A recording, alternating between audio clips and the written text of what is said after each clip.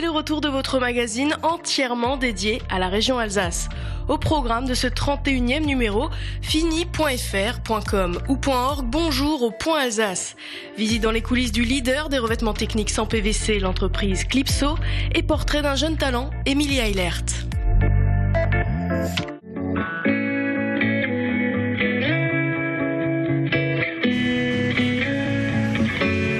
Mercredi 15 avril, lancement officiel de la saison de l'asperge en Alsace.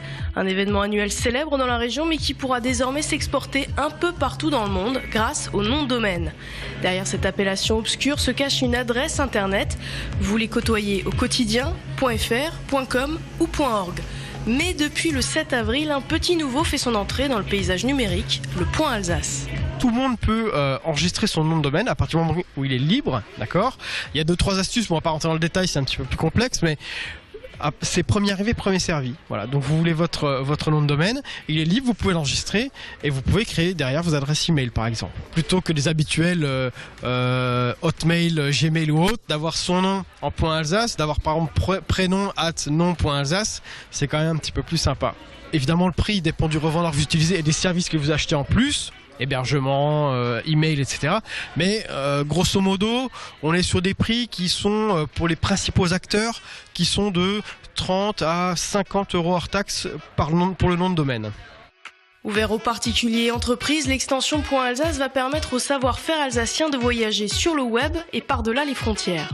C'était une opportunité qui s'inscrit dans la stratégie de la marque Alsace de pouvoir identifier des entreprises, des groupes, des particuliers maintenant qui sont en Alsace et de les relier à leur territoire. Il ne s'agit pas d'être dans quelque chose qui enferme, mais bien quelque chose qui signifie l'appartenance pour des gens qui sont à l'extérieur. Et quand vous êtes, je sais pas moi, aux États-Unis, au Royaume-Uni ou peu importe, ou plus loin encore en Inde, et que vous préparez par exemple un voyage ou vous cherchez des partenaires économiques en Alsace, eh bien vous allez forcément dans votre moteur de recherche mettre ce mot Alsace et tomber plus directement sur des gens qui ont cette extension Point Alsace. Donc c'est bien ce lien entre donner une identité territoriale, une appartenance territoriale, pour être plus visible quand on est plus loin. Il ne s'agit pas de dire les Alsaciens parlent aux Alsaciens pour rester entre eux.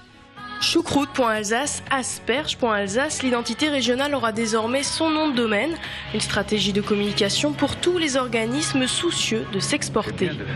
Le site internet, on va dire, c'est quand même la modernité.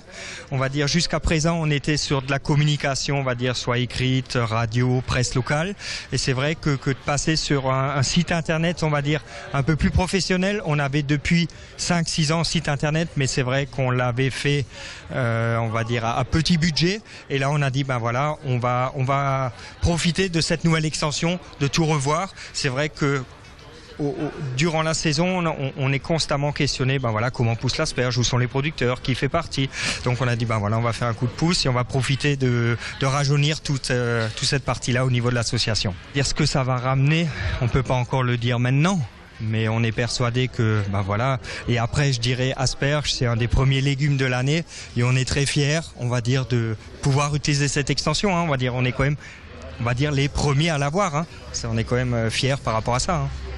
À la veille de la fusion des régions, les nouveaux noms de domaine .paris, .pzh ou .alsace sont peut-être la solution pour conserver l'identité régionale mais aussi permettre la conquête de nouveaux marchés.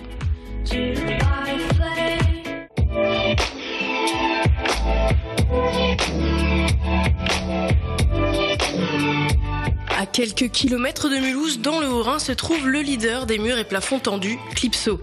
Dans le neuf ou la rénovation, l'entreprise propose des solutions globales et innovantes en fabriquant elle-même ses revêtements. Depuis bientôt 20 ans, la société est présente un peu partout dans le monde et réalise 75% de son chiffre d'affaires à l'export. C'est un produit qui est extrêmement versatile, donc qui est aussi bien adapté à du particulier, donc du résidentiel, la maison de monsieur et madame tout le monde, mais également nous travaillons avec des très grands architectes, des décorateurs, des designers d'intérieur, des très grandes marques du luxe, mais également de la distribution. C'est vraiment la grande force du produit, c'est un produit qui peut trouver sa place dans tout type d'installation. Au milieu de toutes ces machines siège un îlot dédié à la recherche et le développement.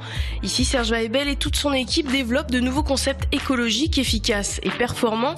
Dernière création en date, Eventex. On a conçu un produit spécifique qui, quelque part, bénéficie de toutes les propriétés, notamment au niveau recyclage et au niveau environnemental, de notre savoir-faire plafond et mur, mais qui est maintenant dédié à ce marché du jet d'encre, et notamment en termes de choix des produits d'origine à cause des bas prix. Donc on a un produit qui est quelque part un bon compromis entre le savoir-faire plafond et mur, et d'autre part le niveau de prix exigé pour ce marché qui est très très battu au niveau des coûts. C'est la seule manière d'apporter quelque chose de neuf dans ce marché et de survivre, parce que la concurrence est cruelle. Clipso est un modèle de réussite alsacienne régulièrement mandaté pour de prestigieux salons et événements. L'entreprise exporte l'Alsace et participe au rayonnement régional.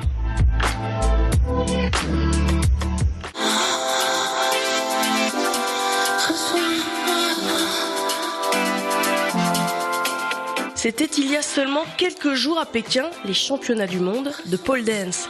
Apparue en France dans les années 2000, la discipline est méconnue et souffre d'une mauvaise réputation. Pour beaucoup, la barre verticale est synonyme de striptease et danse langoureuse. Mais derrière les strings et les paillettes se cache une véritable discipline sportive. Depuis plusieurs années, Emilia Eilert en a fait sa passion et s'applique à redorer son image. Le jeune talent alsacien a ouvert depuis la rentrée 2014 son cours de pole dance. Ici, pas de show coquin, mais discipline, force physique et endurance. C'est un sport qui regroupe de la danse, de la chorégraphie, de la souplesse, de la musculation, beaucoup de musculation, et un ensemble de figures artistiques en fait sur la barre. C'est très compliqué parce que ça fait mal, ça donne des bleus un petit peu partout quand on commence, donc faut pas être douillette et faut s'accrocher quoi. Les filles que j'entraîne n'ont pas une carrière de gymnaste ou de danseuse.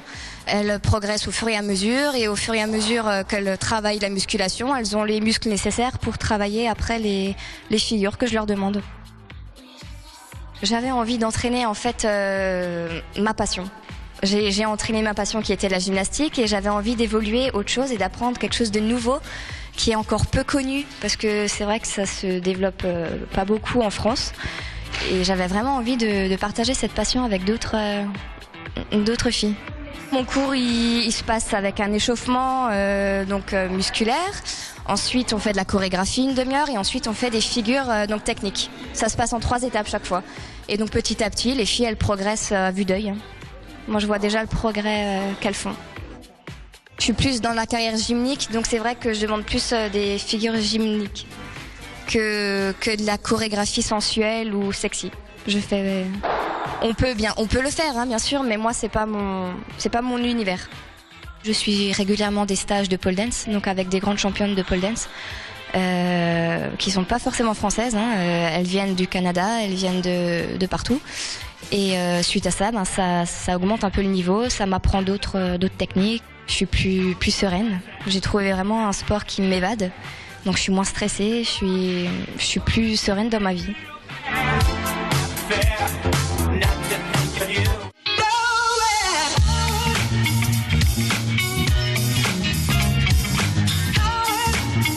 Déjà la fin du magazine 100% Région Alsace. Direction alsace20.tv pour ce numéro et tous les autres. La semaine prochaine, portrait de Florence, jeune talent qui a traversé l'Alsace en canoë-kayak.